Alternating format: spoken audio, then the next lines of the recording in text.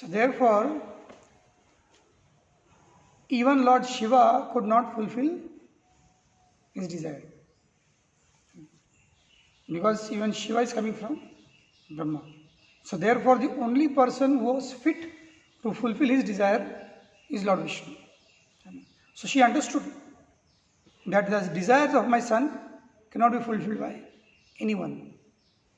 Even if I advise him also to worship demigods, the demigods will finally end up saying that we can't. Is it not? Why? Because what your son is asking is beyond our capacity. So therefore she is not advising. She is not advising him to worship demigods because his desire is far beyond what any demigod or even the topmost of all demigods Lord Brahma can give. Because he wants kingdom greater than his great grandfather. So therefore, he has to worship someone who is beyond his great grandfather, that is Lord Vishnu. Apart from him, nobody. So that is one of the reasons for which Suniti is trying to or advising Dhruva to worship Lord Narayana. She is saying, as far as I am concerned, I do not find anyone who can mitigate your distress but the Supreme Personality of Godhead. This is one way, one understanding. The other understanding is, ultimately, she understands that what is the real distress. What is the real distress for Dhruva? It is his greed. It is his revengeful mood. And that cannot be satisfied by anyone. Not by any demigod. Only Krishna can remove or free Dhruva from that miserable situation. Because ultimately, what demigods will give will simply contaminate one's heart. But when you worship Krishna, so Suniti is a very far-sighted woman, as Prabhupada is mentioning here. Ek tir, do nishan. She wants the desires to be fulfilled, but at the same time, she wants more than the desires to be fulfilled, she wants her son's heart to be purified. That is what very beautifully Kashyap Muni is doing. Kashyap Muni is an ideal husband. Here Suniti is an ideal mother. And there Kashyap Muni is an ideal husband. When both his wives, in different contexts, in different occasions, whether Diti or Aditi, they are demanding for a son. So their demand for a son was not bad, but their intention was very bad. So here similarly, Dhruva asking for a kingdom is not bad, but the intention is bad. What is the intention? Intention is a revengeful mood. Intention is revengeful mood. So no matter how good we do in life, how much big things we do in life, if our intention is not good, then everything is bad. Everything spoils. What's our intention? So similarly, Krishna will reciprocate accordingly. And as an ideal mother, or as an ideal guru, or as an ideal husband, who also is a guru. Husband is also supposed to be a guru of the wife. Suniti is advising Dhruva to engage in devotional service to Krishna. And Kashyap Muni is advising both Diti and Aditi in different occasions to worship Lord Vishnu to get their desire fulfilled. Because he understands, I can fulfill the desire, but I cannot remove the bad intentions. So demigods, in context with, in reference to Dhruva, demigod will fulfill the desire, but demigod does not have the power to purify the heart. Understand this. Demigods have no power to purify our heart. They'll give you benedictions. So similarly, in case of Kashyap Muni also, Kashyap Muni had the power to give the son to both of them. But Kashyap Muni did not have the power to purify their heart. But whether Kashyap Muni or whether Suniti, they didn't have the power to purify the heart, but they knew the process by which the heart could be purified. That is very, very important. That is very, very important. One may not know the art of purifying. One may not have the power to purify somebody's heart. But if you know the process, then what happens? If the person accepts the process, then heart is automatically purified. So Kashyap Muni knew that I can give the sun. I have the power to give sun, but I cannot purify both Diti's and Aditi's heart because both the intentions are bad. Diti, after losing their son Hiranyakashipu and Hiranyaksha, she had a revengeful mood that she wants to kill Indra. So she wanted to have a son who could kill Indra, so that she is satisfied. Because even though she knew that Lord Narsingadev killed and Lord Varahadev killed Hiranyakashipu and Hiranyaksha respectively, but she knew that Lord Vishnu is not bad.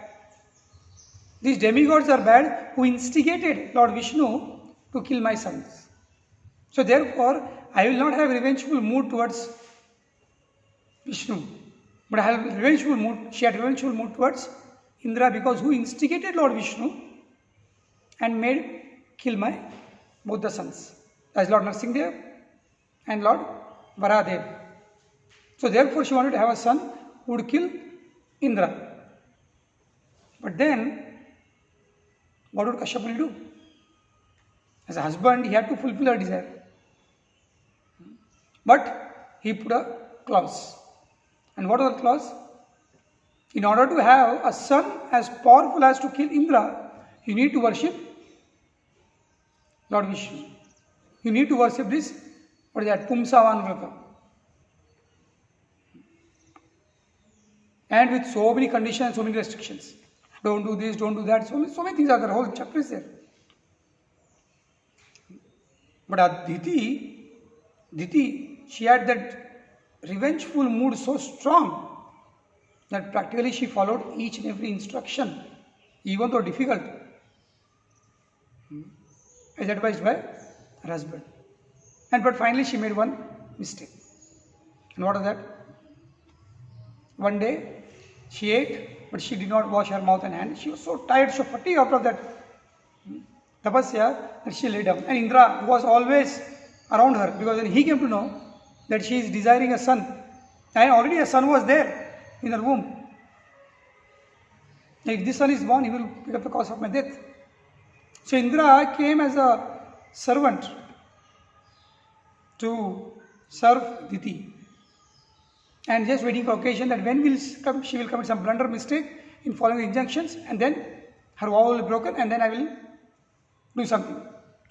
And then finally one day, Diti did not wash her hand and mouth. She just slept like that, tired. So Indra entered her womb, his Vajra, and tried to kill the womb, the embryo. He cut that embryo into 7 pieces. But again from each piece came another 7 embryos. And then totally 7 into 7 were 49. And finally Indra tried, but he could not, his weapon could not cut because he understood that these are not ordinary children. They are born as a result of worship of Lord Vishnu. They are conceived as a result of worship of Lord Vishnu. So therefore Lord Vishnu is personally protecting them, so I can't kill him. Because nobody has escaped the power of my Vajra. How could these people escape? These boys escape. So finally he came out with all those 49 children. And to the extent that both of them are calling as mother and son to each other. Diti's revengeful mood went away. To the extent, to what extent? That she told that don't keep these children with even though they are born of me, they are supposed to be called as Asuras, but no, they will not live with me, they will live with you. They will be called as Marudganas. 49 Marudganas, they will stay with you. You keep them. And therefore they are worshipped as demigods, even though born of Diti. So similarly, Aditi, she also wanted to have a son to kill Bali Maharaj. But then Kashyap Muni also engaged her into Payavrat, 12 days of worship of Lord Vishnu by just drinking milk. And what happened? Her heart got purified. So this is intellectual husband.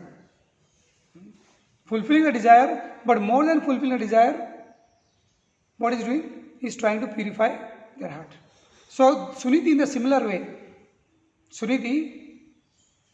way, wanted to purify Dhruva's heart. Why? Because being a mother, she understood that no matter what he achieves, no matter how much materially opulent he may be, what will happen? If the heart is not purified, he can never be happy. Today is crying because of one thing, tomorrow he'll cry for another thing. So this crying will continue. His distress will continue. So therefore, I have to find a permanent solution to his temporary miseries. And that permanent solution is Lord Vishnu. And therefore, she is advising that go and worship Lord Vishnu. Why? Because no demigods can give a permanent solution to all the material problems. Because they themselves are problematic. Their life is problematic, so how can they give something? Demigods cannot give. And even if they give, they'll give a little bit, and that is also temporary. If you offer puja or services to demigods, size of a pumpkin, they'll give medictions of size of a mustard seed. So therefore it will be waste of time, waste of energy, and I don't want my son's energy, time should be wasted. So I want within less span of time, within a short time, my son should receive a very big benediction. And biggest benediction is purification of heart, and that purification of heart can take place only by worshiping Lord Vishnu. So it's like in the 6th canto, it begins with that. 6th canto, the Ajamil pastime. It begins with what? Parikshit Maharaj being so much aggrieved, so much worried about the condition of the souls suffering in the hellish planets. And then he says, how can they come out of that? So Shukadeva Goswami, understanding his compassionate nature, he tells him how the soul suffering in the material world can come out. First he is saying, what is actually, he says the process is prayaschitta. The process is prayaschitta, atonement. But Parikshit Maharaj does not accept the process of atonement. Why? Because he feels atonement is what? Like elephant's bath. So I don't accept it. I don't accept the elephant's bath. Why? Because the process of atonement, with the process of atonement, they'll become free from sinful reactions. But they will not become free from the propensity to commit sinful actions. So tell me something that will remove the problem from the root. Not the sinful reactions or sinful actions, but the propensity, the inclinations or the proclivity to commit sinful actions. So he asks for that.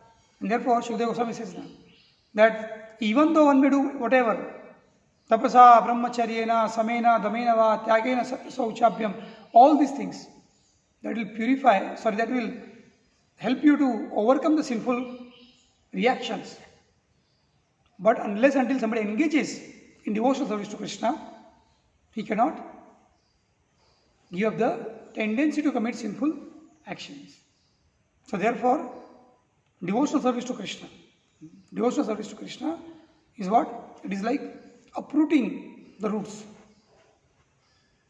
When the root is uprooted, then no longer there will be any sprouts coming out. But if you simply cut the tree or the branches or burn all those, it is simply like all these processes. Shukadeva Goswami says all these processes, but verse is there that all other processes as this tapasa, brahmacharyena, samena, damena va, you do tapasya, you follow brahmacharya, samena, you say equal, damena, controlling your senses. What will that do? They are simply like burning the grass below the tree or the branches. You are cutting the tree. But on some occasions, what will happen? When there is an opportunity, again those sprouts will come up and the tree will grow. So therefore, it says devotional service is like uprooting the tree. No longer growth. So that is the perfection. That is the perfection of life. To seek something that is permanent and Demigods, however great they may be, that is what Prabhupada is stressing the point. No matter how great they may be, but they are still conditioned souls. They may have some powers, but they are human beings and they are conditioned souls. So they cannot give you something that is permanent because they are not permanent. And that is what Brahmaji told to Hiranyakashipu. When Hiranyakashipu asked for immortality, Hiranyakashipu asked for immortality. Brahmaji said, when I am not immortal, how can I give you immortality? As I said, in order to give something to someone, you should have that thing. You should have that power. So Brahma is saying, I am not immortal, neither do I have power to become immortal, to make you immortal. But you can make your death difficult. So therefore, ask for some directions. So similarly, one should know that these demigods, however great they may be, they cannot give immortality. And the real distress, real suffering is existence in this material world. As long as one is existing in this material world, he will continue to suffer. There will be distresses one after the other. So Suniti understood, today he is crying, he is lamenting because he could not get an opportunity to sit on his father's lap. Just because his stepmother rebuked him. Tomorrow somebody else will rebuke him. Tomorrow somebody else will chastise him. Then what? Today he has come to me crying. I can lift him up, make him sit on my lap. But if tomorrow I am not there, then what will be his condition? Where will he go? See how long she is thinking. If tomorrow I am not there, then what will be his condition? Where he will go? He will take to some wrong path. So therefore that should not happen. I want to give him some such solution that will work even in my presence and even in my absence. That will be long lasting, that will be forever as long as he is existing. And at the end, he will have complete freedom from all the miseries. That is going back to body. So Suniti is so calculative, is so intelligent. So therefore she is not allowing him to worship any demigods. And she is saying, no, Padma Palasha Lochana. She is telling him that the Lord who has eyes of Padma Palasha. Palasha means leaf. The leaves of the petals of Padma. His eyes are like lotus petals. And Prabhupada writing that. However tired or fatigued one may be, he just sees a lotus flower become fresh. He will feel happy. So similarly, Suniti is advising that the only way, because now you are fatigued, now you are tired, now you are exhausted. Because understand, when you are angry on someone, when you are revengeful mood, it actually takes away your energy. That takes away your energy. And when your energy is gone, you become fatigued. So we may think, मैंने उसको गाली दिया, मैंने ये किया, मैंने वो किया. You are thinking because you are constantly thinking about that person. So much of your energy goes. And what happens when your energy goes? You become fatigued, you become depressed, you become frustrated. Because of this revengeful mood, because of this envy. And therefore, Suniti told you right at the beginning, give up your envy. And don't be envious of her. Why? Because they take away your energy. So she wants her son to regain his energy. And that is only possible when the merciful eyes of the Lord, who are like the petals of the lotus flower, when they will shower their mercy, Dhruva will become again enlivened. Dhruva will become enlivened. And that is what, as a mother, she wanted her son to be enlivened. She wanted her son's heart to be purified.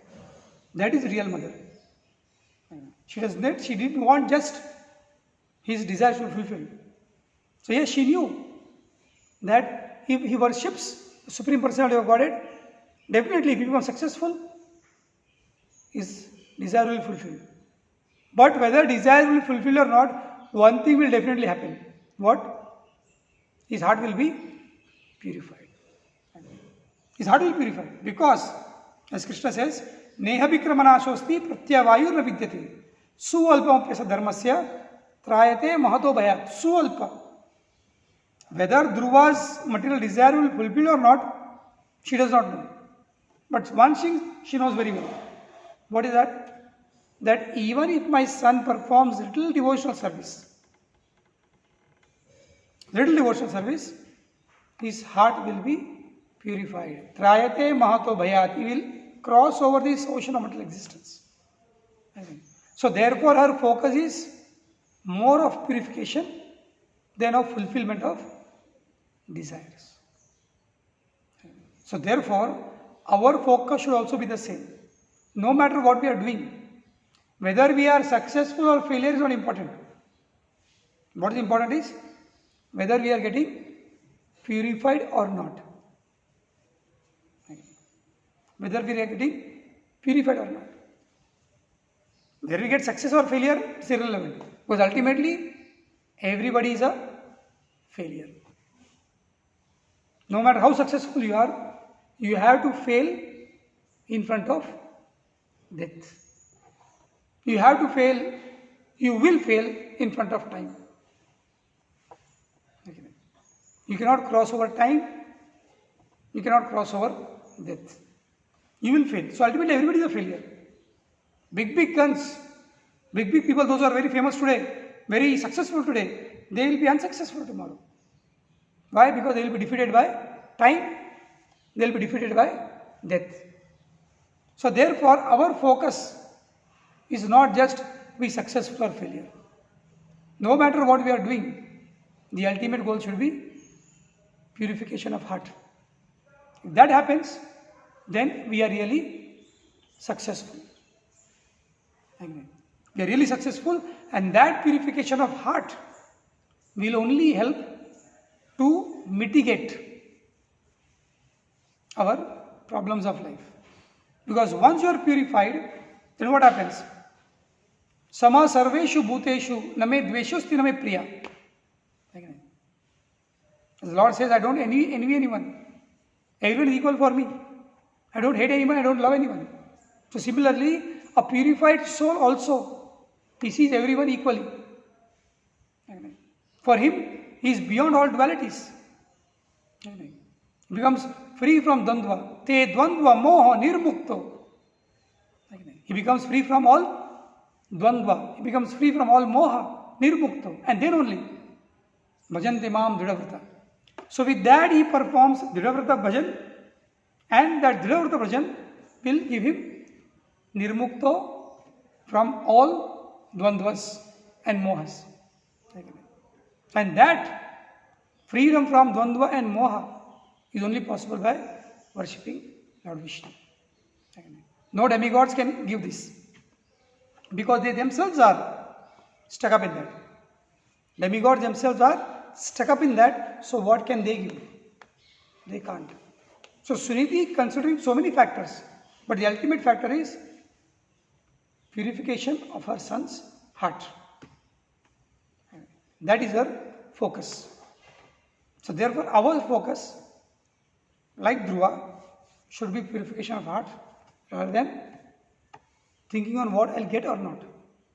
If the Lord is merciful, He will give. But even if He gives also, in the process what He will do? He will purify our heart, just like He did for Dhruva. So therefore the ultimate or the perfection or the best process is to engage in devotional service.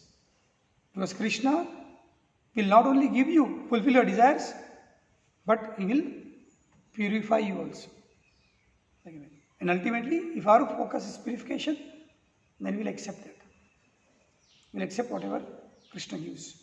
For Dhruva, Krishna fulfilled his desires and purified him, but that may not be in everybody's case. Sometimes Krishna may not fulfill our desires, but by not fulfilling those desires, He will purify our heart. So therefore, we have to be satisfied with only one thing, whether I am getting purified or not. But that will happen only that is your goal. If you think of purification, you will get purified. If not, then no. But the process of devotional service is so powerful that along with fulfilling your material desires, it also purifies us. Okay. Also purifies us. Will fulfill, but purifies us. And how that purification takes place, we don't know. So better than asking for fulfilling of material desires, if we can ask for purification, that is the best.